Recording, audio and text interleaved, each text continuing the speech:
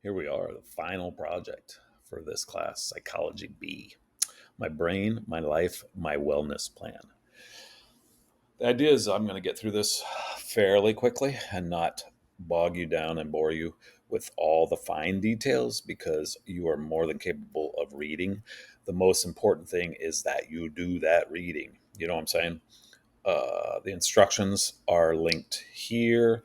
They're linked on the next page, which is going to be your assignment. Not the next page of this presentation, but the next page after you've watched this video and done the quiz. Um, so make sure to read through those. I do a pretty good job there, and I'll try to leave some examples. This project hasn't been done before, so I don't have actual student examples, but I'm doing some of my own, so you know what it looks like. So this project is about you. Wait, you, how your brain works, how you handle tough situations, how you rest, and how you grow. Through creative expression and guided reflection, you'll design a wellness plan that fits your real life. You'll explore key topics like stress, resilience, sleep, and thinking habits, and then show what you've learned through both writing and visual expression. Follow along as I explain the project components. The instructions themselves have a lot more detail, like I said, but this is a good summary of that. So, the part one, 36 points, guided self-reflection. So these are written responses. There's 12 total questions.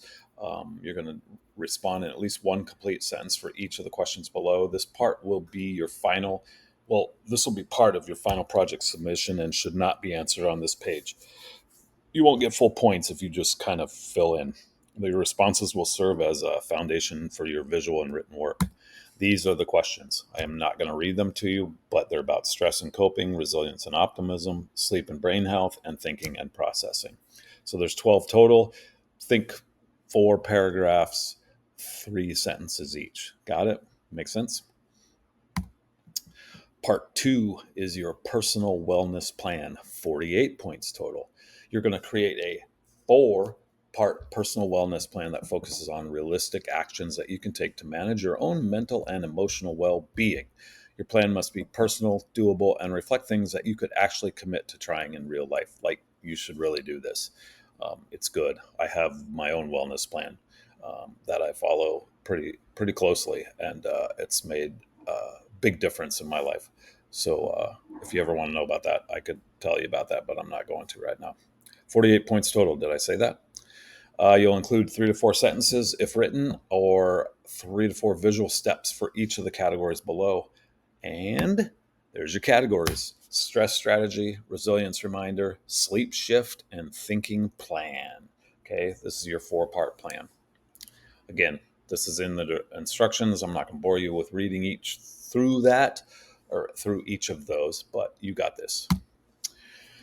Part 3, we're halfway there. Final creative expression, 40 total points. This is your final piece, creative, personal way to sum up everything that you've learned about yourself and wellness through this course. It's not just another assignment, it's a chance to express your journey, your voice, and your growth.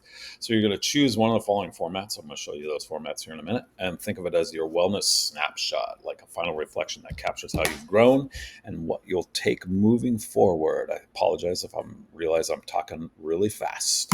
So I've given you some ideas here: podcast or audio entry, a video blog or a storyboard, an art piece or a digital collage, a creative writing, or just a old-fashioned essay.